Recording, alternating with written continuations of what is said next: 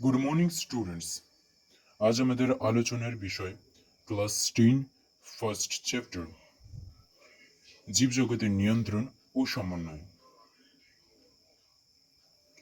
যার মধ্যে রয়েছে ফার্স্ট 1A উদ্ভিদের সংবেদনশীলতা এবং সাড়া প্রদান, যেটি নিয়ে আমরা আলোচনা করতে চলেছি। মেন চ্যাপ্টার হচ্ছে উদ্ভিদের সংবেদনশীলতা এবং সাড়া প্রদান। যা কিছু তাহলে এটি সম্বন্ধে কিছু ধারণা নেওয়া প্রয়োজন। জীবজগতে বিভিন্ন প্রকার শরীরবৃত্তীয় কাজগুলি প্রধানত দু ধরনের নিয়ন্ত্রণ এবং সমন্বয়ের মাধ্যমে সম্পন্ন হয়ে থাকে, যথা ভৌত সমন্বয় এবং রাসায়নিক সমন্বয়। ভৌত সমন্বয় ঘটে থাকে স্নায়ুতন্ত্রের মাধ্যমে, এগুলো কেবল প্রাণীদের ক্ষেত্রে হয়, এবং রাসায়নিক সমন্বয় উদ্ভিদ ও প্রাণী ঘটে হরমোনের মাধ্যমে। এই সমন্বয় দুটিকে জীবজগতে পরিবেশের সঙ্গে মানিয়ে নিয়ে সুষ্ঠুভাবে বাঁচতে সাহায্য করে। আরও ভালো মতো তোমাদেরকে আমি ধারণা দেওয়ার জন্য বলতেছি, প্রকৃতির এক উত্তরচর্য সৃষ্টি হলো জীবন। সমগ্র মহাবিশ্বে এখনো পর্যন্ত প্রাপ্ত তথ্য অনুযায়ী একমাত্র পৃথিবীতেই জীবনের অস্তিত্ব রয়েছে। জীবনের উপস্থিতি আমরা বুঝতে পারি কতগুলি নির্দিষ্ট বৈশিষ্ট্যের প্রকাশের উপর ভিত্তি করে। সজীব বস্তু হলো স্বপ্রজননক্ষম, বিবর্তন ক্ষমতা সম্পন্ন, স্বনিয়ন্ত্রিত ব্যবস্থা, যা বাহ্যিক উদ্দীপনায় সাড়া দিতে পারে। উদ্ভিদে সাড়া প্রদান নির্দিষ্ট প্রকারের চলন এর মাধ্যমে সম্পন্ন হয়। আলোচ্য একটিতে আমরা উদ্ভিদ দেহে চলন, উদ্ভিদ ও প্রাণী হরমোন সময় এবং স্নায়ুতন্ত্র সম্পর্কে জ্ঞান লাভের চেষ্টা করব। পরপর সিরিজ সব আসবে। আজকের ফার্স্ট এপিসোডে আমরা দেখাবো যে উদ্ভিদের সংবেদনশীলতা ও সাড়া প্রদান সম্পর্কে। ঠিক আছে, তাহলে এবার আমরা তোমাকে একটি সাধারণ ধারণার জন্য বলতে চলেছি যে উদ্ভিদের ছবি দেখে নাও। একটি উদ্ভিদ কেমন হয়, প্রথমে আমরা কাণ্ড এঁকে নেব। কাণ্ড আঁকার পরে আমরা নিচে মূল এঁকে নেব। মূল, এগুলো সবই সংবেদনশীলতার সময় আমাদের খুবই গুরুত্বপূর্ণভাবে জানতে হবে। তাই জন্য তোমাদেরকে বিগিনার্স অ্যাজ লাইক বিগিনার্স আমি তোমাদেরকে বোঝাতে চেয়েছি। এরপরে আমরা উদ্ভিদের পাতা এঁকে নেব। আমার ছবির দিকে যাবে না, আমার ছবিটা খারাপ হতে পারে। এরপরে এবার আমরা একটা লজ্জাবতী গাছের মাধ্যমে তোমাদেরকে কিছুটা ধারণা দিচ্ছি যে সংবেদনশীলতা, উদ্দীপক, চলন, গমন ইত্যাদি কি কি হয়ে থাকে। এটা হচ্ছে একটা লজ্জাবতী পাতা, যেটা প্রসারিত অবস্থায় রয়েছে। অর্থাৎ তোমরা যে কোনো স্থানে লজ্জাবতী পাতা দেখতে বুঝতে পারবে যে এখানে লজ্জাবতী পাতা প্রসারিত অবস্থাতেই থাকে। এমন সময় হঠাৎ কেউ যদি এতে স্পর্শ, বায়ুর আঘাত বা অন্য কোনো কারণে যদি ব্যাঘাত ঘটায়, এর ফলে একটি উদ্দীপনার সৃষ্টি হয় এবং সেই উদ্দীপনা লজ্জাপতি পাতার বিনতে অবস্থিত প্যালফিনাস নামক রসস্ফীতি জনিত তারতম্য নিয়ন্ত্রণকারী এতে গিয়ে উদ্দীপনা সৃষ্টি করে, এবং সেই উদ্দীপনার ফলে সেই উদ্ভিদটি রসস্ফীতি জনিত তারতম্য হ্রাস পায়। এটা নিয়ে আমরা পরে আরো গভীরভাবে আলোচনা করব লজ্জাবতী গাছ নিয়ে। ঠিক আছে, এর ফলে রজবতী গাছের পাতাগুলি নিচের দিকে ঝুঁকে পড়ে এবং একজোট হয়ে যায়। এর ফলে আমরা সহজেই বুঝতে পারছি যে লজ্জাপতি পাতার সংবেদন কিভাবে আমাদের সঙ্গে সাড়া প্রদানের মাধ্যমে সংবেদনশীলতা প্রকাশ করে। তাহলে তোমরা সব এবার ধারণা একটা পেয়ে গিয়েছো যে এই চ্যাপ্টারের মধ্যে আমরা কি আলোচনা করতে চলেছি। আচ্ছা, এরপরে হচ্ছে এখানে তাহলে উদ্দীপক হচ্ছে স্পর্শম। স্পর্শম এবং লজ্জাপতি পাতা যে গুটিয়ে গেল, এটা হচ্ছে তার উদ্দীপকের ফলে সংবেদনশীলতা। সংবেদনশীলতা এরপরে আমরা উদ্দীপক সম্পর্কে কিছুটা জেনে নেব। উদ্দীপক উদ্দীপক বলতে তোমরা জেনে থাকবে যে উদ্দীপক যে উদ্দীপনা সৃষ্টি করে। তাহলে সংজ্ঞাটা কেমন হবে, যে বহির্জগৎ এবং আমাদের দেহের মধ্যে আলো, বাতাস, তাপ, হরমোন, স্পর্শ ইত্যাদি ধরনের কার্যকলাপের মাধ্যমে যখন একটি উদ্ভিদ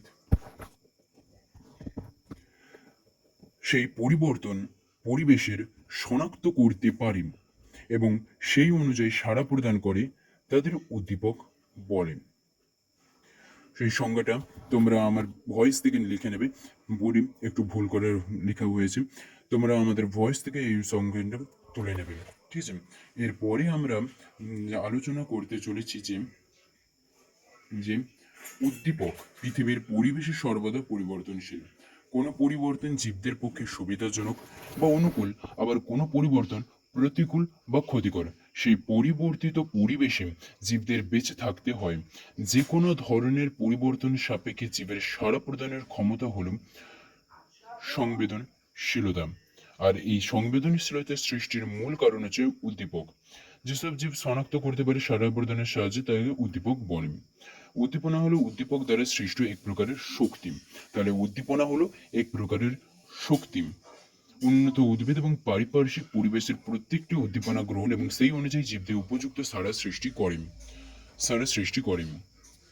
উদাহরণ হিসেবে আমরা দেখে নিতে পারি, যে কোনো গাছকে, কোনো নির্দিষ্ট গাছ ধরবো না, যে কোনো গাছকেই যদি আমরা রেখে দেওয়া হয়, তাহলে তার কাণ্ড, যে কোনো সাধারণ গাছ, কাণ্ড সর্বদা আলোর দিকে অগ্রসর হবে, বিটব অঞ্চল, মূল মূল অভিকর্ষের দিকে অগ্রসর হবে এবং কাণ্ড অভিকর্ষের বিপরীতে অগ্রসর হবে।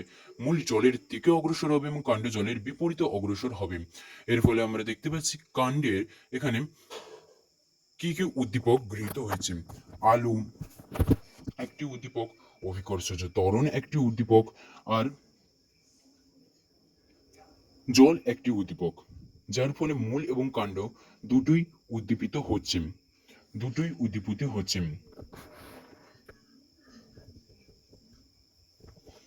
উদ্দীপনার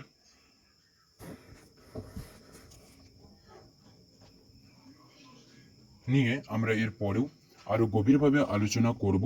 ঠিক আছে, এর পরের চ্যাপ্টারে আমরা এর পরে আরো গভীরভাবে আলোচনা করব।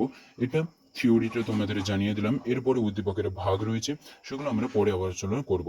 এখন তোমরা জানবে সংবেদনশীলতা। সংবেদনশীলতা কি? সংবেদনশীলতা বা সেন্সিটিভিটি। সংবেদনশীলতা কথাটির মাধ্যমে আমরা ব্যাকরণ যদি জানতে চাই, তাহলে সহজেই দেখে বুঝতে পারবো যে সংবেদন অর্থাৎ কিছু প্রকাশ করা। সংজ্ঞা: জীবজগতের, এবার আমরা সংজ্ঞাটা লিখে দিচ্ছি, তোমরা এগুলোকে একটি নোট করে রাখবে, একটি খাতার মাধ্যমে নোট করে রাখবে টোটাল সংজ্ঞাটা। ঠিক আছে, এবার সংজ্ঞাটা আমরা লিখতেছি। জীবজগতের উদ্দীপকের অভ্যন্তরীণ বা বাহ্যিক উদ্দীপকের প্রভাবে পরিবেশের কোনো নির্দিষ্ট জীবের সাড়া প্রদানের ক্ষমতাকে সংবেদনশীলতা বলে। ঠিক আছে, সংজ্ঞাটা তোমরা তুলে নেবে। আচ্ছা, সংবেদনশীলতা সম্বন্ধে আমরা আরো একটু গভীরভাবে জানি। পৃথিবীর পরিবেশে সর্বদা পরিবর্তনশীল। কোনো পরিবর্তন জীবদের পক্ষে সুবিধাজনক বা অনুকূল, আবার কোনো পরিবর্তন প্রতিকূল বা ক্ষতিকর। সেই পরিবর্তিত পরিবেশে জীবদের বেঁচে থাকতে হয়। যে কোনো ধরনের পরিবর্তন সাপেক্ষে জীবের সাড়া প্রদানের ক্ষমতা হলো সংবেদনশীলতা। এটি জীবদেহ এবং বাহ্যিক পরিবেশের মধ্যে সমন্বয় সাধন করে। উদাহরণ হিসেবে আমরা ধরে নিতে পারি যে কুমড়ো বা লাউ, শিম গাছের আকর্ষগুলি গাছের ডাল বা কঞ্চির সংস্পর্শে এলে তাদেরকে স্প্রিংয়ের মতো জড়িয়ে ধরে জড়িয়ে ধরে। অধিকাংশ উদ্ভিদ নির্দিষ্ট স্থানে আবদ্ধ থাকে, তাই প্রাণীদের তুলনায় উদ্ভিদের সাড়া প্রদানের ঘটনা আমাদের কম চোখে পড়ে। উদ্দীপকের উপস্থিতিতে কোনো একটি নির্দিষ্ট জায়গায় স্থির থেকে উদ্ভিদেরা তাদের অঙ্গ প্রত্যঙ্গ সঞ্চালন ঘটায় বা চলন সম্পন্ন করে। উদ্ভিদের সাড়া প্রদান বলতে সাধারণত ধীর পরিতৃষ্ট চলন এবং রসস্ফীতি চলনকে বোঝায়। আচ্ছা, এরপরে আমরা উদাহরণ হিসেবে আরেকটি ধরে নিতে পারি লজ্জাবতী পাতাকে। লজ্জাবতী পাতা স্পর্শ করলে পত্রগুলি মরে যায়। এর ফলে আমরা সহজেই জানতে পারলাম, এর আগেও আমরা লজ্জাবতী পাতা নিয়ে আরো গভীর বিশ্লেষে দেখেছি, আরো বিশ্লেষে আমরা বুঝতে চলেছি লজ্জাবতী পাতা সম্বন্ধে, যে লজ্জাবতী পাতা বা মিমোসা পুডিকা উদ্ভিদের দেহে যৌগিক পত্র উপস্থিত থাকে। প্রত্যেকটি পত্রফলকের গোড়াতে পত্রমূলের উপাদান বা প্যালফিনাস নামক একটি বিশেষ গঠন উপস্থিত থাকে। পাতাকে স্পর্শ করা হলে যান্ত্রিক উদ্দীপনা থেকে তড়িৎ উদ্দীপনার সৃষ্টি হয়। এই সময় প্যালফিনাস গঠনকারী মোটর কোষ সমূহ থেকে নির্দিষ্ট আয়ন সমূহ বা জল অন্য কোষে স্থানান্তরিত হয়। ফলস্বরূপ কোষগুলির অভিস্রাবণ চাপ বা প্রায় 20 মিনিট পর আবার স্বাভাবিক পূর্বাবস্থায় আসলে পত্রফলকগুলি পুনরায় পূর্বের অবস্থানে ফিরে আসে। স্পর্শজনিত কারণে এইরূপ চলন ঘটে বলে একে সিম্পসমোনেস্টিক চলন বলে। চলন বলতে আমরা আরো বিস্তরে আলোচনা করব।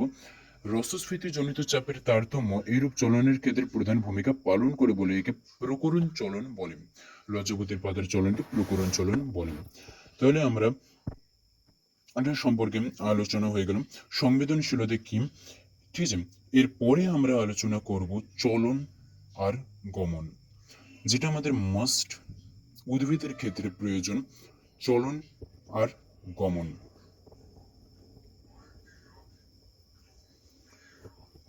পত্রফলকগুলি মোটর কোষ সমূহ বলতে বলতে যেই প্যালিফেনাসে অবস্থিত যেই কোষগুলি জল রসস্ফীতিজনিত জলের তারতম্য ধরে রাখে এবং যখন উদ্দীপনা প্রেরণ হয় তখনই সেগুলির মধ্যে থাকা জল রসস্ফীতিজনিত চাপ হ্রাস পায়, অর্থাৎ সে মোটর কোষ সমূহ থেকে ওগুলো অন্যান্য কোষ সমূহে স্থানান্তরিত হয়ে যাওয়ায় ওখানে চাপ কমে যায়, ফলে তা মুছে যায়। এরপরে আমরা আলোচনা করব চলন ও গমন সম্বন্ধে।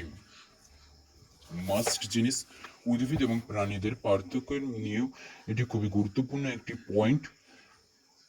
তাহলে চলন চলন কি, অধিকাংশ উদ্ভিদ নির্দিষ্ট স্থানে আবদ্ধ থাকে, তাই প্রাণীদের তুলনায় উদ্ভিদের সাড়া প্রদানের ঘটনা আমাদের কম চোখে পড়ে। উদ্দীপকের উপস্থিতিতে কোনো একটি নির্দিষ্ট জায়গায় স্থির থেকে উদ্ভিদেরা তাদের অঙ্গ প্রত্যঙ্গ সঞ্চালন ঘটায় বা চলন সম্পন্ন করে। আচ্ছা, চলন বেশিরভাগ উদ্ভিদ নির্দিষ্ট স্থানে মৃত্তিকার সঙ্গে আবদ্ধ অবস্থায় অবস্থান করে বলে প্রাণীদের ন্যায় সাড়া প্রদানের প্রকৃতি একটু আলাদা, অর্থাৎ নির্দিষ্ট জায়গায় স্থির থেকে কেবল অঙ্গ প্রত্যঙ্গ সঞ্চালন ঘটায়। উদ্ভিদের সঞ্চালন বলতে প্রধানত ধীর বৃদ্ধিজ চলন এবং রসস্ফীতিজনিত চলনকে বোঝায়। ঠিক আছে, চলন এখানে আমি সংজ্ঞাটা লিখে দিলাম। এরপরে আমরা উদাহরণ সম্পর্কেও কিছুটা জেনে নেব, যে যে প্রক্রিয়ায় জীব নির্দিষ্ট স্থানে স্থির থেকে, অর্থাৎ স্থানান্তরে না গিয়ে স্বতঃস্ফূর্তভাবে বা উদ্দীপকের প্রভাবে অঙ্গ প্রত্যঙ্গ সঞ্চালন করে তাকে চলন বলে। চলন আমরা দুই প্রকার, ধীর বৃদ্ধিজ চলন, রসস্ফীতিজনিত চলন বা প্রকরণ। উদ্দীপকের প্রভাবে উদ্ভিদের বৃদ্ধিজনিত চলন ধীর বৃদ্ধিজ চলন, রসস্ফীতিজনিত চলন বা প্রকরণ পরিণত উদ্ভিদ কোষের কোষগহ্বর অভ্যন্তরস্থ কোষ রসের অভিস্রবণ চাপ বৃদ্ধি পেলে উদ্ভিদ কোষে জল গৃহীত হয়, এর ফলে প্রোটোপ্লাজমের সামগ্রিক আয়তন বৃদ্ধি ঘটে। চলনের উদাহরণস্বরূপ আমরা দেখে নিতে পারি যে উদ্ভিদ একটি স্থানে আঁকড়ে ধরে রাখে, ফলে উদ্ভিদ, এখানে উদাহরণটা তুলে দিচ্ছি, তোমরা নোট করে নাও। ঠিক আছে, তোমরা নোট করে নাও।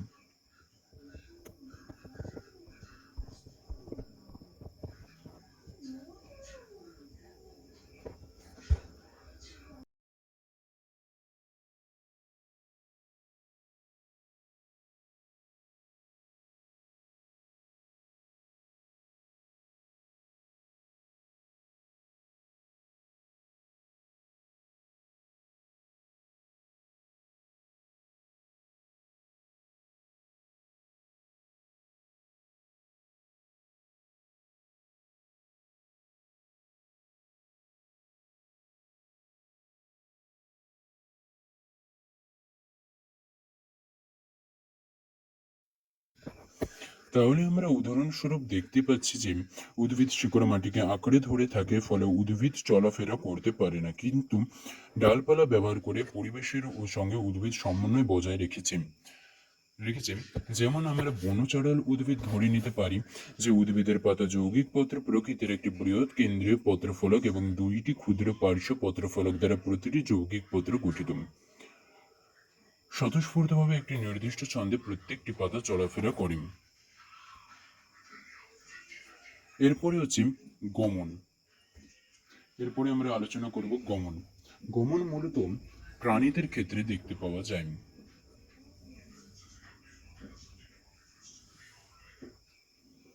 তার আগে চলনকে আমরা আরো একজন কমেন্ট করেছেন যে আরো ভালো মতো বোঝানোর কথা, বোঝাতে।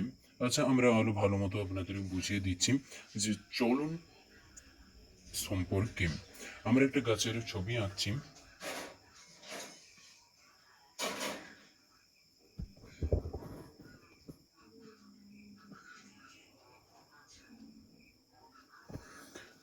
এটি মাটি, মাটির উপরের অংশ হচ্ছে কাণ্ড, নিচের অংশ হচ্ছে মূল।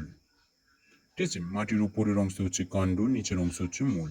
এগুলি হচ্ছে শাখামূল। উপরে এটি হচ্ছে কাণ্ড, প্রধান কাণ্ড, এটি হচ্ছে পাতা, পাতা। ঠিক আছে, এরপরে আমরা এটি নিয়ে আলোচনা করতে চলেছি। কাণ্ড, মূল।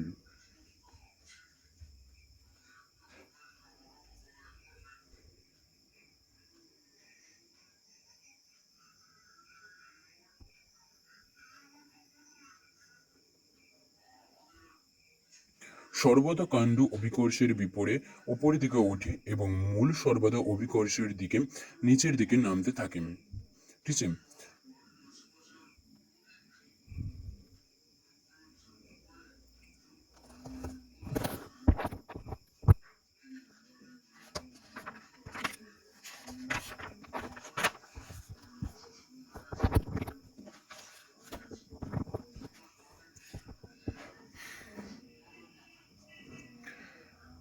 এবার আমরা দেখে নিচ্ছি যে এটি একটি সূর্য, যে সূর্যের দিকে সর্বদা বিটপ অংশ গতিশীল।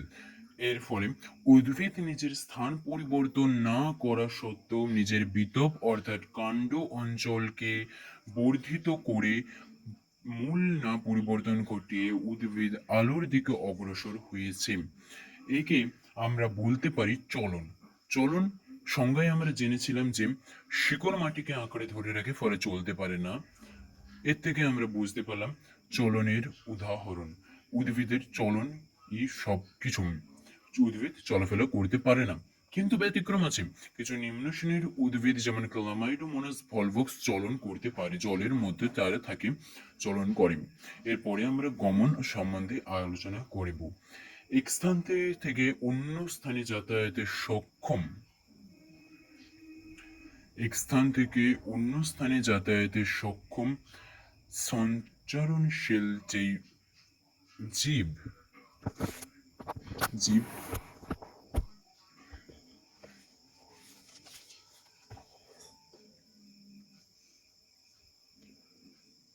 সাময়িকভাবে স্থান পরিবর্তন করে তাকে গমন বলে।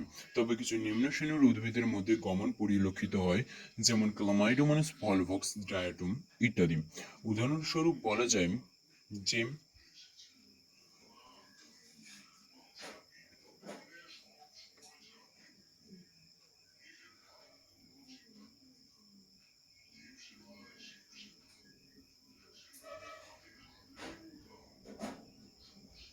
গমনের মাধ্যমে প্রাণীরা মূলত সমন্বয় সাধন করে থাকেন। গমনের মাধ্যমে প্রাণীরা মূলত সমন্বয় সাধন করে থাকেন।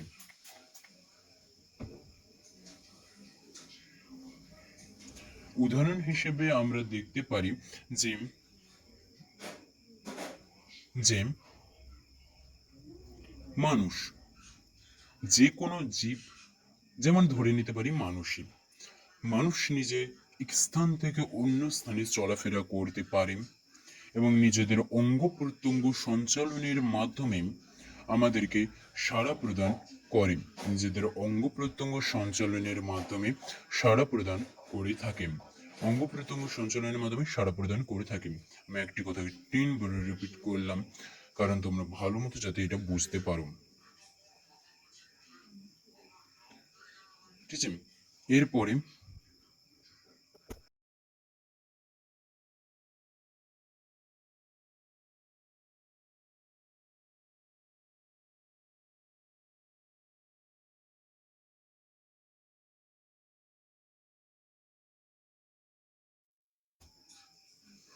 ঠিক আছে, আমরা গমন সম্পর্কে সমস্ত ধারণা পেয়ে গেলাম। এরপরে আমরা আলোচনা করতে চলেছি খুবই গুরুত্বপূর্ণ জিনিস, উদ্ভিদের চলন প্রণালী।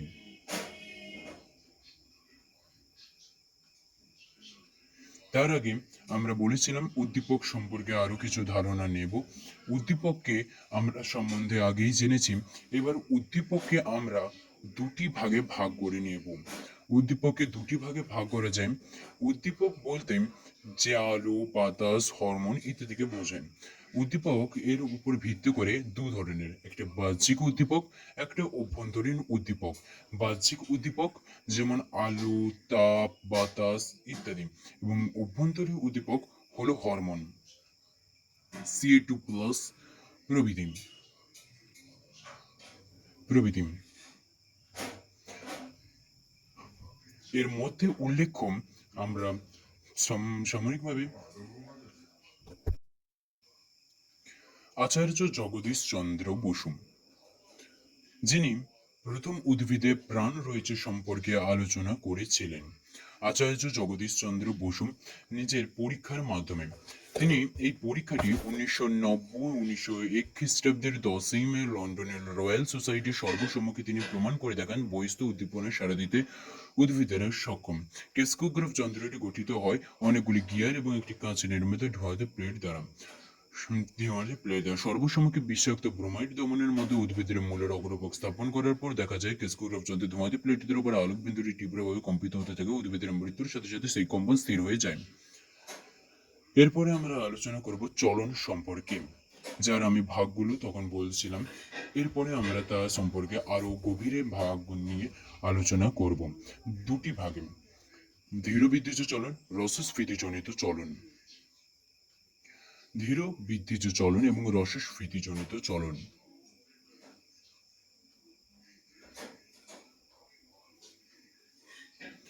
রসস্ফীতিজনিত চলন পরিণত উদ্ভিদ কোষের কোষঘর অভ্যন্তরস্থ কোষরসের অভিসরণ চাপ বৃদ্ধি পেলে উদ্ভিদ কোষের রসের অভিস্রবণ চাপ বৃদ্ধি পেলে উদ্ভিদ কোষের জল গৃহীত হয়। এর ফলে প্রোটোপ্লাজমের সামগ্রিক আয়তন বৃদ্ধি করে এবং কোষ প্রাচীরের উপরে যে ধনাত্মক চাপের সৃষ্টি হয় তাকে বলা হয় রসস্ফীতিজনিত চলন। ঠিক আছে, এর সম্পর্কে আমাদের যে ধারণা হয়েছে এগুলো হচ্ছে বেসিক্স। এইবার আমরা উদ্ভিদের মূল বিষয়, উদ্ভিদের চলন পদ্ধতি নিয়ে আলোচনা করব। আমরা একটি ছকের মাধ্যমে দেখে নিচ্ছি যে উদ্ভিদের চলন পদ্ধতি কয় প্রকার।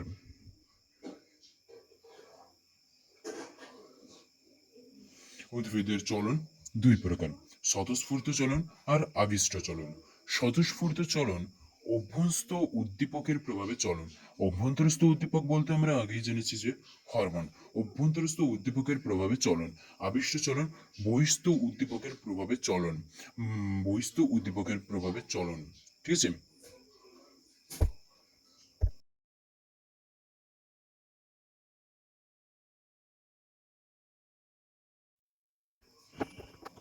আবিষ্ট চলনকে আবিষ্ট চলন বহিস্থ উদ্দীপনার প্রভাবে চলনকে আমরা তিনটি ভাগে ভাগ করতে পারি। এই তিনটি ভাগে অত্যন্ত গুরুত্বপূর্ণ। প্রথম হচ্ছে ট্যাকটিক চলন, ট্রপিক চলন, ন্যাস্টিক চলন। এই তিনটি ভাগ। ট্যাকটিক চলন উদ্দীপকের প্রভাবে সামগ্রিক চলন। ট্যাকটিক চলন হচ্ছে উদ্দীপকের প্রভাবে সামুদ্রিক চলন। ট্রপিক চলন উদ্দীপকের গতিপথ অনুসারে চলন। আর ন্যাস্টিক চলন উদ্দীপকের তীব্রতার উপর নির্ভর করে চলন। এরপরে আমরা এই তিনটি বিষয় নিয়ে আরো ডিটেলিংস ভাবে আলোচনা করতে চলেছি। স্বতঃস্ফূর্ত চলন নিয়ে আলোচনা করব না, আমরা আবিষ্ট চলনের ভাগগুলো নিয়ে এখন আলোচনা করতে চলেছি। প্রথম হচ্ছে ট্যাকটিক চলন। ট্যাকটিক চলনকে আমরা দুটি ভাগে ভাগ করতে পারি, দুটি প্রধান ভাগে এবং চারটি উপভাগে। দুটি প্রধান ভাগে এবং চারটি উপভাগে ভাগ করতে পারি। ভাগগুলি তোমাদের সামনে তুলে ধরা হচ্ছে। দুটি প্রধান ভাগ হচ্ছে ফটোট্যাকটিক আর কোমোট্যাকটিক। বাকি আলাদা ভাগগুলি হচ্ছে থার্মোট্যাকটিক, রিওট্যাকটিক। তোমাদেরকে এই সম্বন্ধে আমি ধারণা দিতে চলেছি। তোমরা আগে এই ছকটা করে নেবে, ছকটা তুলে নাও, তারপর আমি দেখাচ্ছি তোমাদেরকে।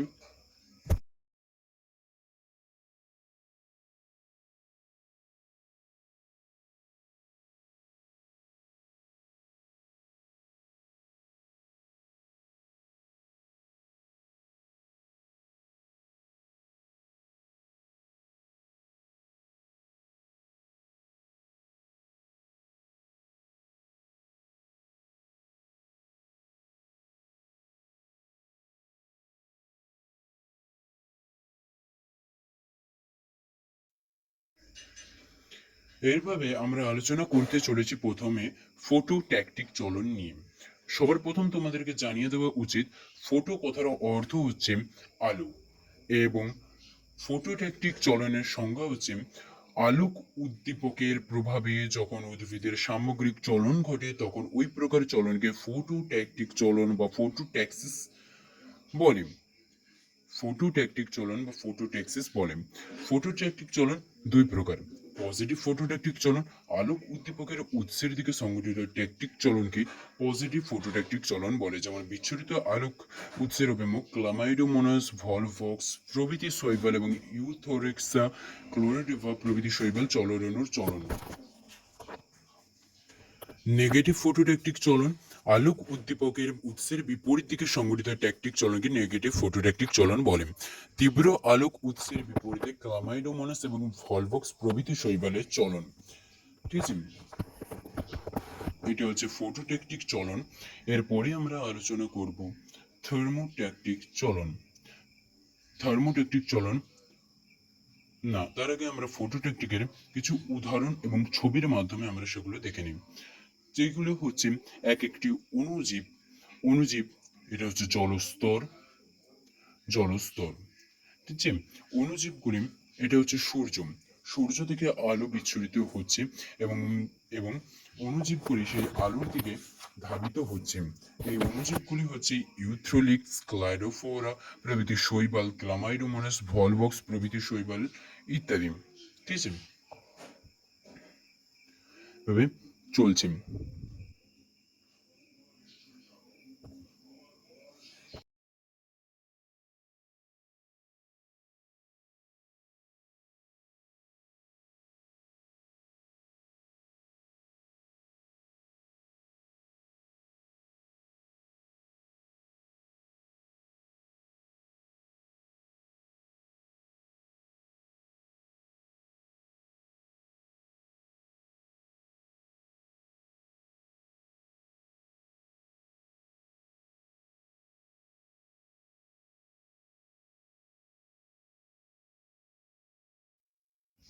এরপরে আমরা আলোচনা করতে চলেছি থার্মোট্যাকটিক চলন।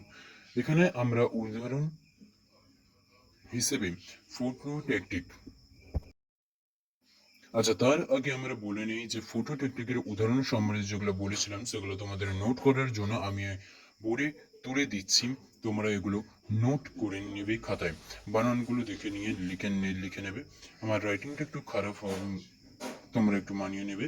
আমার রাইটিংটা একটু খারাপ, ঠিক আছে, তোমরা একটু মানিয়ে নেবে।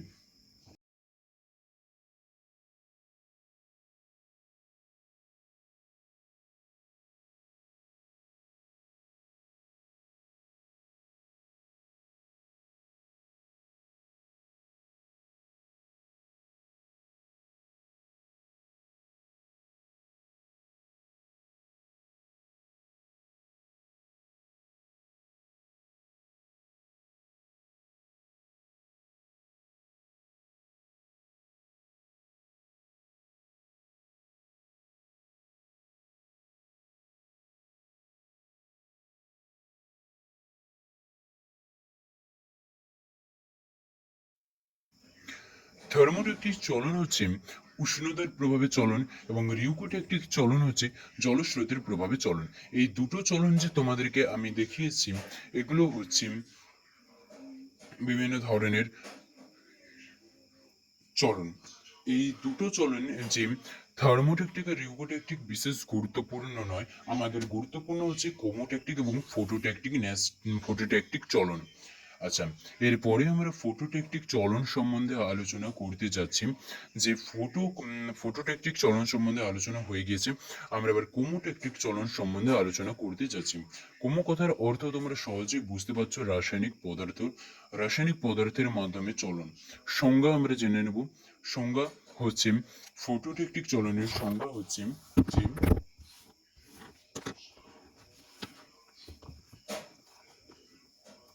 রাসায়নিক পদার্থের তীব্রতা এবং যে সমগ্র উদ্ভিদীয় যখন রাসায়নিক উদ্দীপকের প্রভাবে স্থান পরিবর্তন করে তখন তাকে ফটোট্যাকটিক তোমাদের কোমোটেকটিক বা আলোক অভিমুখী চলন বলে।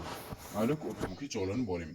আচ্ছা, এর উদাহরণস্বরূপ আমরা বলতে পারি মস্তিষ্ক শুক্রাণু শুক্রজের প্রভাবে শুক্রজের প্রভাবে শুক্রজের দিকে ধাবিত হচ্ছে। ছবির মাধ্যমে জেনে নিলাম যে এদিকে হচ্ছে শুক্রাণু, যেটা শুক্রজের দিকে ধাবিত হচ্ছে জনন সম্পন্ন করার জন্য। এরপর যে আরেকটি উদাহরণ হিসেবে ধরা যায় ফরেনের শুক্রাণু ম্যালিক অ্যাসিডের প্রভাবে ডিম্বাণুর দিকে ধাবিত হয়, একে কোমোটেকটিক চলন বলে।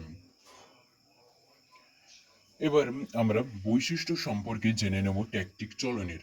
ট্যাকটিক চলনের বৈশিষ্ট্যগুলি খুবই গুরুত্বপূর্ণ।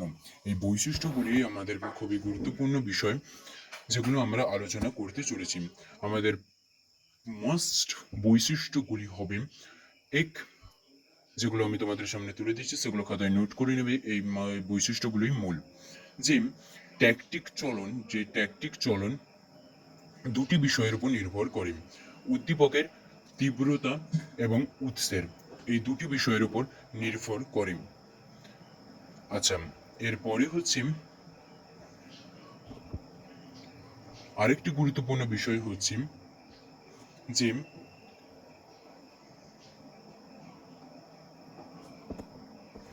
এই চলনের ফলে উদ্দীপকের সামগ্রিক স্থান পরিবর্তন ঘটে, তাই একে গমনও বলা যেতে পারে।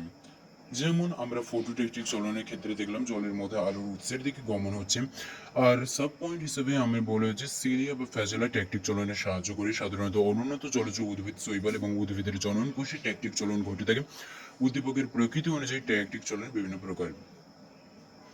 ট্যাকটিক চলন সম্বন্ধে আমাদের আলোচনা শেষ হয়ে গেল। ট্যাকটিক চলন সম্বন্ধে এই থিওরিগুলোই তোমরা জানলে মাধ্যমিকে ট্যাকটিক চলন সম্বন্ধিত সমস্ত জানা বিষয় তোমরা লিখতে পারবে। এরপর হচ্ছে ট্রপিক চলন। এরপরে হচ্ছে ট্রপিক চলন। ঠিক আছে, ট্রপিক চলনকে আমরা প্রধানত তিনটি ভাগে ভাগ করতে পারি। প্রথম ভাগের নাম হচ্ছে ফটোট্রপিক চলন, দ্বিতীয় ভাগের নাম হচ্ছে হাইড্রোট্রপিক চলন এবং তৃতীয় ভাগের নাম হচ্ছে জিওট্রপিক চলন। ফটোট্রপিক চলন এবং হাইড্রোট্রপিক চলন এবং জিওট্রপিক চলন, এই তিনটি ভাগই হচ্ছে ট্রপিক চলনের মূল ভাগ। এই তিনটি ভাগ নিয়ে আমরা আলোচনা করব এবং এর পরীক্ষা প্রণালী সম্পর্কে আপনাদের আমরা বিস্তারিতভাবে জানাবো।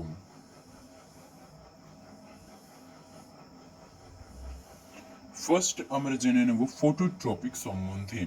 ফটোট্রপিকের সংজ্ঞা প্রথমে আমরা লিখে দেব: উদ্ভিদ অঙ্গের চলন যখন আলোক উৎসের গতিপথ অনুসারে হয় তখন থেকে আলোকবৃত্তি বা আলোকবর্তী চলন বা ফটোট্রপিক চলন বলে। ফটোট্রপিক চলন বলে। এবার এখানে আমি তুলে দিচ্ছি, তোমরা লিখে নাও। ঠিক আছে, পরীক্ষা সম্বন্ধে আমি কিছু বলছি। উদ্ভিদের কাণ্ড আমরা একটি অন্ধকার ঘরের মধ্যে যদি সংজ্ঞাটা তুলে নেবে।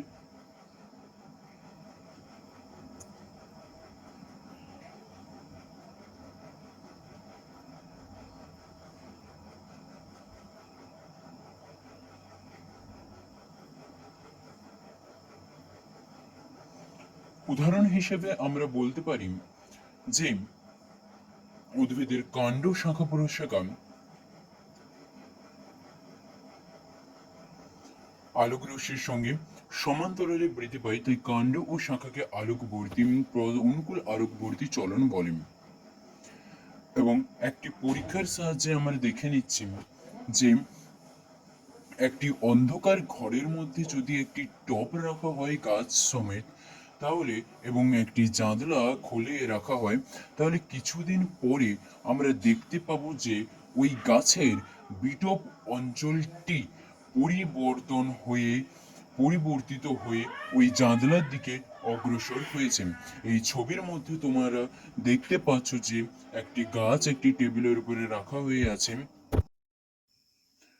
এখানে আমরা দেখতে পাচ্ছি যে একটি টেবিলের উপরে একটি টব রাখা হয়ে আছে এবং টবের মধ্যে একটি গাছ বসানো হয়ে আছে এবং জানলার দিক থেকে সূর্যের আলো ঘরের মধ্যে প্রবেশ করছে এবং পুরো ঘরটি অন্ধকার অন্ধকার।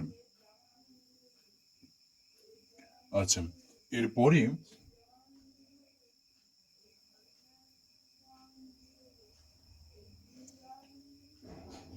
কিছু সময় পরেই দেখতে পাবে যে বা কিছুদিন পরেই তোমরা লক্ষ্য করতে পারবে যে ওই বিটপ অঞ্চলটি পরিবর্তিত হয়ে চাঁদরার দিকে হয়ে গেছে। এর থেকে তোমরা সহজেই বুঝতে পারছো ফটোট্রপিক চলন। ফটোট্রপিক চলন হয়ে গেল। এবার আমরা আলোচনা করতেছি জিওট্রপিক চলন সম্পর্কে। জিও কথার অর্থ হচ্ছে অভিকর্ষজ বল, অর্থাৎ অভিকর্ষের দিকে। সংজ্ঞা হিসেবে তাহলে আমরা লিখতে পারি যে সংজ্ঞা হিসেবে আমরা তাহলে লিখতে পারি যে উদ্ভিদের মূল উদ্ভিদের অঙ্গের চলন যখন মধ্যাকর্ষণ শক্তির প্রভাবে অভিকর্ষের গতিপথ অনুসারে হয় তখন তাকে অভিকর্ষ বৃত্তি বা অভিকর্ষ বর্তি বা জিওট্রপিক চলন বলেন।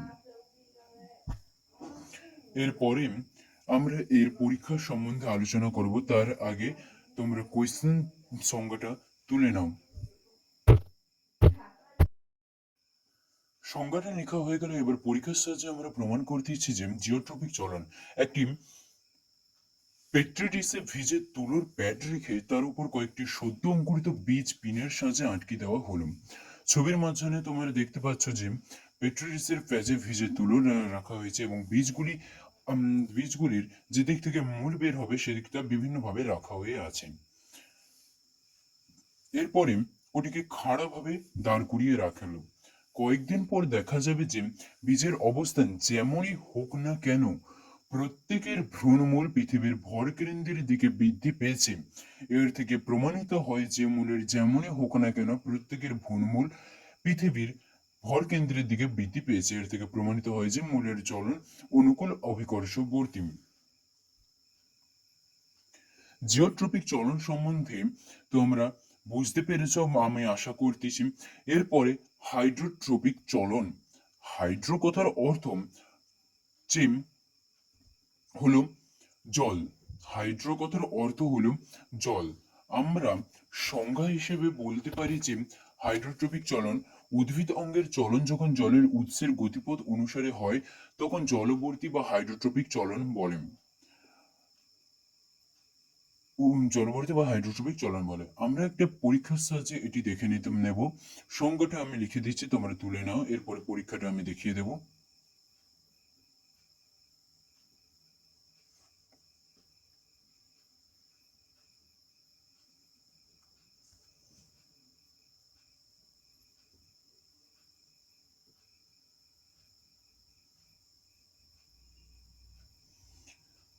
পরীক্ষার মধ্যে একটি চালনোটে কিছু ভিজে কাঠের গুঁড়ো রেখে কয়েকটি ছোলা বা মটর বীজ রাখা হয়েছে। চালনোটি ঝুলিয়ে দেওয়া হলো। কয়েকদিন পর দেখা গেল বীজগুলো অঙ্কুরিত হয়ে ভ্রূণগুলি চালনো থেকে বেরিয়ে এসে ঝুলে আছে। আরো কয়েকদিন পর দেখা গেল ভ্রূণমূলগুলি বেঁকে গিয়ে চালনোর ছিদ্রে প্রবেশ করছে। এর কারণ হলো প্রথমে ভ্রূণমূলগুলি অভিকর্ষের টানে নিচের দিকে বৃদ্ধি পেয়েছিল, পরে জল পাওয়ার জন্য পুনরায় চালনির ছিদ্র দিয়ে কাঠের গুঁড়োর মধ্যে প্রবেশ করেছেন। এই পরীক্ষার মাধ্যমে আমরা হাইড্রোট্রপিক চলন সম্বন্ধে জেনে নিতে পারি।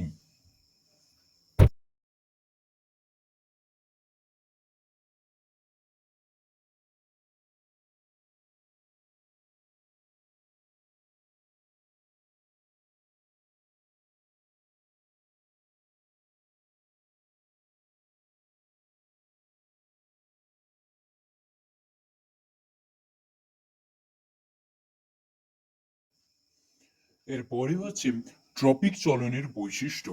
ট্রপিক চলনের কিছু গুরুত্বপূর্ণ বৈশিষ্ট্য রয়েছে যেগুলো আমাদের জানা দরকার। তার মধ্যে দুটো হচ্ছে খুবই গুরুত্বপূর্ণ। ট্রপিক চলন উদ্ভিদ অঙ্গের এক প্রকার আবিষ্ট বক্র চলন। এটি বাহ্যিক উদ্দীপকের গতিপথ দ্বারা নিয়ন্ত্রিত হয়। ট্রপিক চলন উদ্ভিদের মূল কাণ্ড শাখা প্রশাখা প্রভৃতি বর্ধনশীল অঙ্গে ঘটে থাকে। উদ্ভিদ অঙ্গের বৃদ্ধিজনিত কারণে ট্রপিক চলন ঘটে। এই চলন অক্সিন হরমোন দ্বারা নিয়ন্ত্রিত হয়। প্রথম দুটি পয়েন্ট আমি যেগুলো লিখেছি ওগুলো মাস্ট পয়েন্ট। বাকি বাকি পয়েন্টগুলি হচ্ছে অড পয়েন্ট। এই দুটো পয়েন্টই হচ্ছে ট্রপিক চলনের সব থেকে গুরুত্বপূর্ণ পয়েন্ট।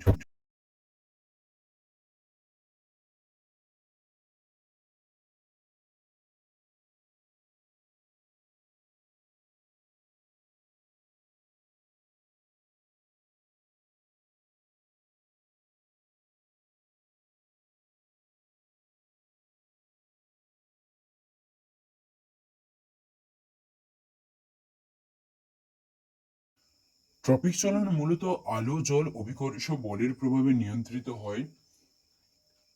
এই আলো জল এবং অভিকর্ষজ বলের প্রভাবে নিয়ন্ত্রিত হয়ে থাকে। এর ফলে এটি কাণ্ড এবং মূল যেহেতু একে অপরের বিপরীত দিকে গমন করে, তাহলে এটি তিন ধরনের হয়ে থাকে এর চলন: পজিটিভ, নেগেটিভ এবং তির্যক। পজিটিভ চলন, নেগেটিভ চলন এবং তির্যক বিভিন্ন উদ্দীপক সাপেক্ষে পজিটিভ, নেগেটিভ এবং তির্যকের বিভিন্ন হয়ে থাকে। যেমন আমরা যদি ফোটোট্রপিক প্রথমেই ধরি, তাহলে ফোটোট্রপিকে পজিটিভ হবে কাণ্ড, কারণ কাণ্ড আলোর উৎসের দিকে অগ্রসর হয়। নেগেটিভ হবে মূল, কারণ মূল আলোর বিপরীত দিকে অগ্রসর হয়। এবং তির্যক হবে পাতা, কারণ পাতা আলোর সমান্তরালে বৃদ্ধিপ্রাপ্ত হয়। তোমরা সহজ পরীক্ষার মাধ্যমে এগুলো জেনে নিতে পারবে। এরপরে আমরা আলোচনা করব জিওট্রপিক সম্বন্ধে। জিওট্রপিকেরও তিনটি ভাগ হয়ে থাকে: পজিটিভ, নেগেটিভ, তির্যক। জিওট্রপিকের তাহলে পজিটিভ হবে মূল, কারণ জিও কথার অর্থ হচ্ছে অভিকর্ষজ, অভিকর্ষের দিকে অগ্রসর হয় মূল। এবং নেগেটিভ হবে কাণ্ড, কারণ কাণ্ড অভিকর্ষের বিপরীত দিকে অগ্রসর হয়ে থাকে। তির্যক হবে শাখামূল, পাতা, কারণ তারা অভিকর্ষজ বলের ক্ষেত্রে সমান্তরালে ক্রিয়াশীল হয়।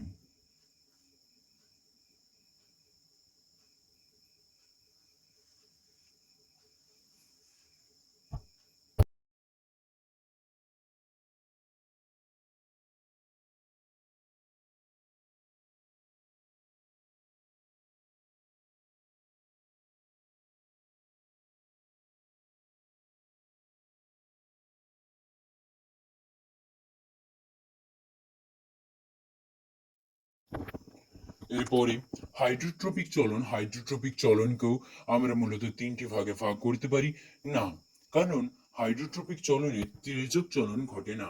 হাইড্রোট্রপিক চলন যেহেতু জল নির্ভর, তাই এর ক্ষেত্রে কাণ্ডটি মূল হল জলের অনুকূলবর্তী এবং কাণ্ড হলো জলের প্রতিকূলবর্তী। এরপরে আমরা আলোচনা করতে চলেছি ন্যাস্ট্রিক চলন। ন্যাস্ট্রিক চলনকে আমরা মূলত বিশেষ কয়েকটি ভাগে ভাগ করে থাকি। ন্যাস্ট্রিক চলন আমরা চারটি ভাগে ভাগ করে থাকি। প্রথম ভাগটি হচ্ছে ফোটোনেস্টিক বা আলোক ব্যাপ্তি চলন, দ্বিতীয় ভাগটি হচ্ছে থার্মোনেস্টিক এবং তৃতীয় ভাগটি হচ্ছে সিসমোনেস্টিক বা স্পর্শ ব্যাপ্তি। চতুর্থ ভাগটি হচ্ছে কোমোনেস্টিক বা রসায়ন ব্যাপ্তি। তাছাড়াও দুটো ভাগ রয়েছে, একটি ভাগ রয়েছে সেটা হচ্ছে নিকটিনেস্টিক চলন। তাছাড়াও একটি ভাগ রয়েছে সেটা হচ্ছে নিকটিনেস্টিক চলন।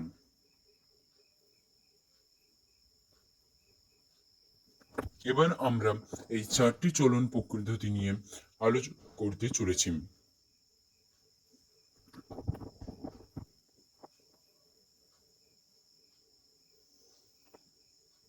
ফার্স্ট আমরা আলোচনা করব ফোটোনেস্টিক চলন। প্রথমে আমরা সংজ্ঞাটা জেনে নেই যে উদ্ভিদ অঙ্গের সঞ্চালন যখন সূর্যালোকের তীব্রতার দ্বারা নিয়ন্ত্রিত হয়, তখন তাকে ফোটোনেস্টিক বা আলোক ব্যাপ্তি চলন বলে। কি তাহলে আবার রিপিট করছি, এখানে লেখা হয়ে আছে, তোমরা দেখে নিতে পারো। উদ্ভিদ অঙ্গের সঞ্চালন যখন সূর্যালোকের তীব্রতার দ্বারা নিয়ন্ত্রিত হয়, তখন থেকে ফোটোনেস্টিক বা আলোক ব্যাপ্তি চলন বলে। এরপরে আমরা উদাহরণের সাহায্যে তোমাদেরকে বুঝিয়ে দিচ্ছি যে কিভাবে হয়। যেমন পদ্ম এবং সূর্যমুখী প্রভৃতি ফুলের আলোর তীব্রতায় ফোটে, আবার কম আলোতে মুদে যায়, একে পজিটিভ ফোটোনেস্টিক চলন বলে। এবং সন্ধ্যা মালতী জুঁই কম আলোকে ফোটে, আবার বেশি আলোকে অর্থাৎ দিনের বেলায় মুদে যায়, একে নেগেটিভ ফোটোনেস্টিক চলন বলে।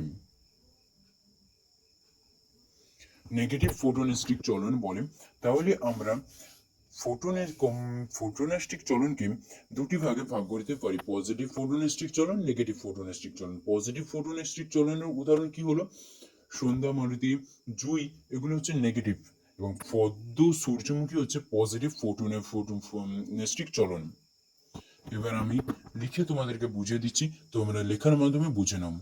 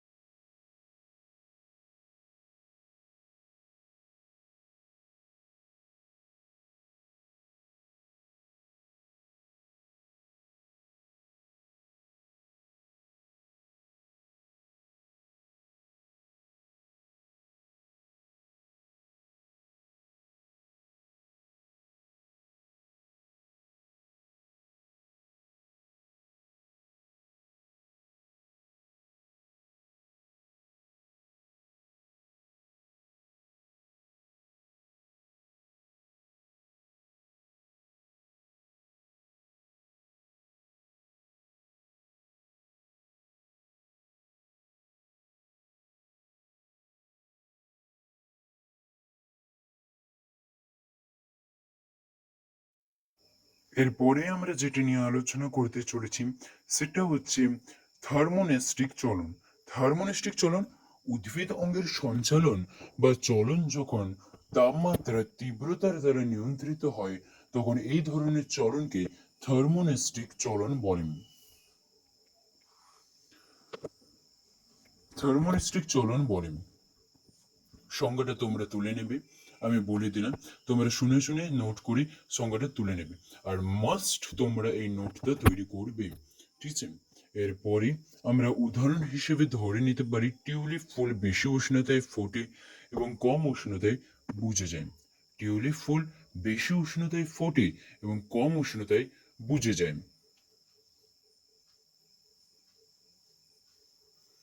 এরপরে আমরা একটি ছবির মাধ্যমে তা দেখে নিতে চলেছি, ঠিক আছে?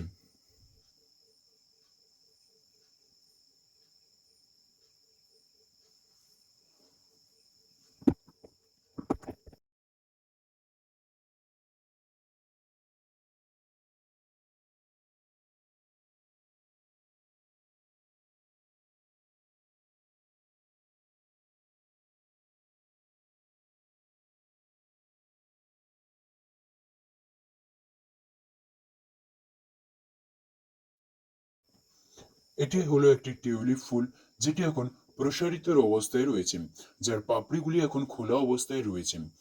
কারণ এই টিউলিপ ফুল বেশি উষ্ণতায় ফোটে, তাই এখন দিনের বেলা বেশি উষ্ণতা, তাই টিউলিপ ফুল এখন ফুটেছে।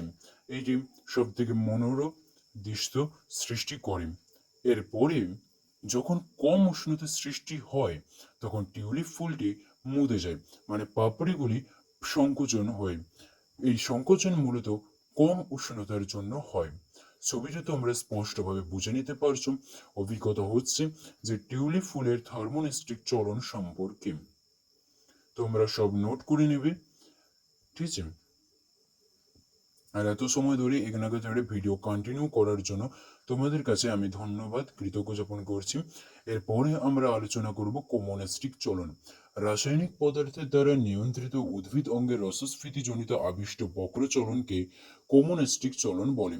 যেমন সূর্য শিশির, ডায়োনিয়া, কলসপত্রী প্রভৃতি পতঙ্গভুক উদ্ভিদের পাতার রোম পতঙ্গের সংস্পর্শে এলে পতঙ্গের দিকে বেঁকে যায় ও পতঙ্গকে আবদ্ধ করে।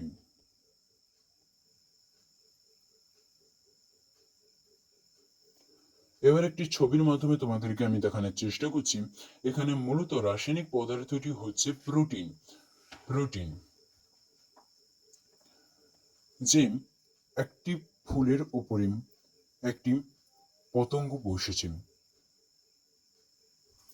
এটি হচ্ছে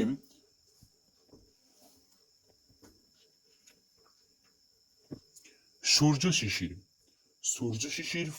সূর্য শিশিরের একটি ছবি, যার কাছে যদি একটি পতঙ্গ বসেছে ওই স্থানে, এবং সঙ্গে সঙ্গে ওর সমস্ত দেহটি গুটিয়ে গিয়ে ওই পতঙ্গটিকে নিজের মধ্যে আবদ্ধ করবেন।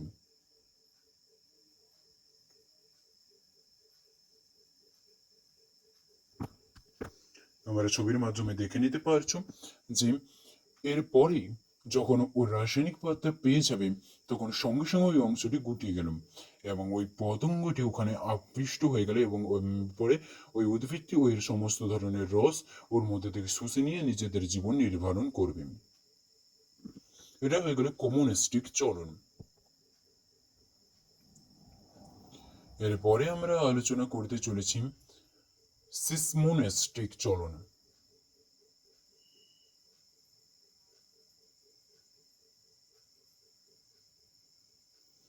এরপরে আমরা আলোচনা করতে চলেছি সিসমোনেস্টিক চলন।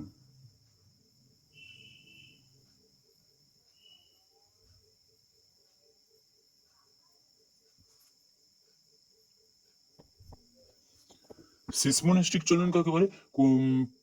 সিসমোনেস্টিক চলন স্পর্শ, ঘর্ষণ, বায়ুপ্রবাহ প্রভৃতি উদ্দীপকের তীব্রতার প্রভাবে উদ্ভিদ অঙ্গের যে ন্যাস্টিক চলন হয় তাকে সিসমোনেস্টিক বা স্পর্শব্যাপ্তি চলন বলেন। উদাহরণস্বরূপ আমরা আগে আলোচনা করেছি যে লজ্জাবতী গাছের পাতা প্রসারিত অবস্থায় থাকে এবং সেটি বন্ধ হয়ে যায় স্পর্শের কারণে বা প্রবাহের কারণে। আবার আমরা ছবির মাধ্যমে তোমাদেরকে বুঝিয়ে দিতে চলেছি, ঠিক আছে? তোমরা এগুলোকে নোট করতে থাকবে। এটা লেখা দরকার নেই কারণ এটা আগে লেখা হয়ে আছে, তোমরা শুধু এই জিনিসটা বুঝে নাও। প্রসারিত অবস্থায় আছে লজ্জাবতী গাছের পাতা।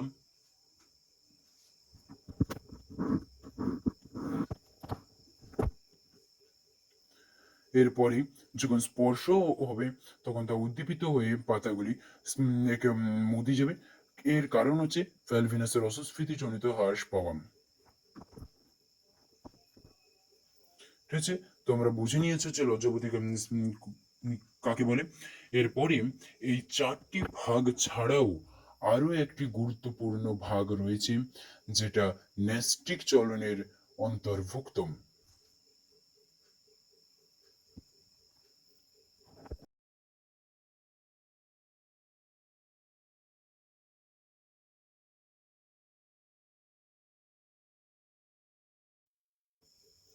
সেটি হলো নিকটিনেস্টিক চলন। নিকটিনেস্টিক চলনের সংজ্ঞা হিসেবে আমরা বলতে পারি যে উদ্ভিদ অঙ্গের চলন যখন আলো ও তাপ উভয়ের প্রভাবে ঘটে তখন তাকে নিকটিনেস্টিক চলন বলে। নিকটিনেস্টিক চলন বলেন।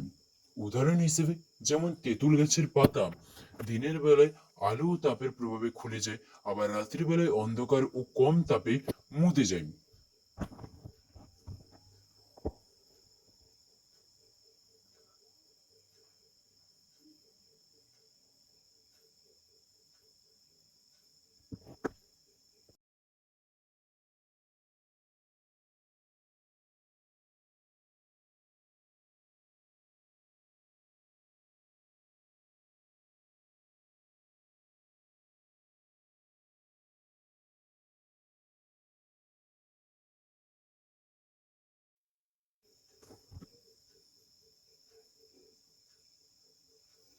তোমরা নিজেদের বাড়ির আশেপাশে কোথাও তেঁতুল গাছ থাকলে তোমরা দেখতে পাবে যে তেঁতুল গাছ দিনের বেলা পাতাগুলো প্রসারিত অবস্থায় থাকে, কিন্তু যখনই রাত হয়ে যায় বা সন্ধ্যার দিকে নেমে আসে, যখন উষ্ণতা কমে যায় তখন তেঁতুল গাছের পাতাগুলি জড়ো হয়ে আসে। যেমন লজ্জাবতীর গাছের পাতা জড়ো হয়ে আসে তেমন তেঁতুল গাছের পাতাও জড়ো হয়ে আসে। এরপর হচ্ছে জড়ো হয়ে আসে।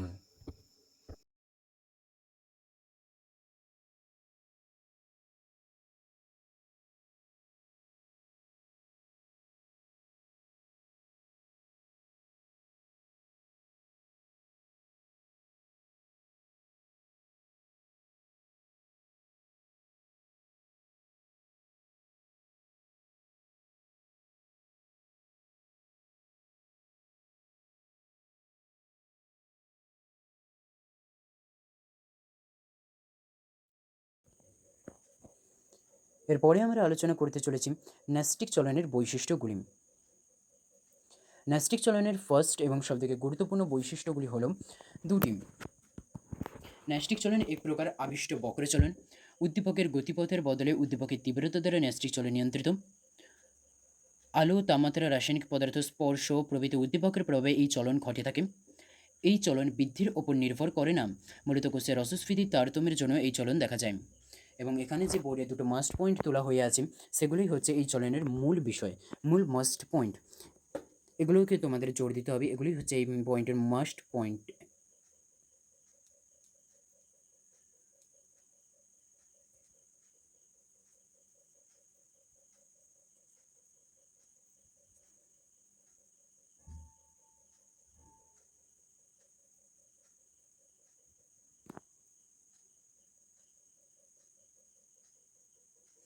তো সো গাইজ, থ্যাংক ইউ তোমাদের এত সময় ধরে এখানে থাকার জন্য। পরবর্তী চ্যাপ্টারের আপনাদের এই ইউটিউব চ্যানেলের মধ্যে পেয়ে যাবেন উদ্ভিদের হরমোন এবং সাড়া প্রদানের রাসায়নিক সমন্বয়, ঠিক আছে, এই চ্যানেলের মধ্যে পেয়ে যাবেন। সেটা আরও ভালো করে তোমাদেরকে আমি সেটা বোঝানোর চেষ্টা করব। Thank you so much guys.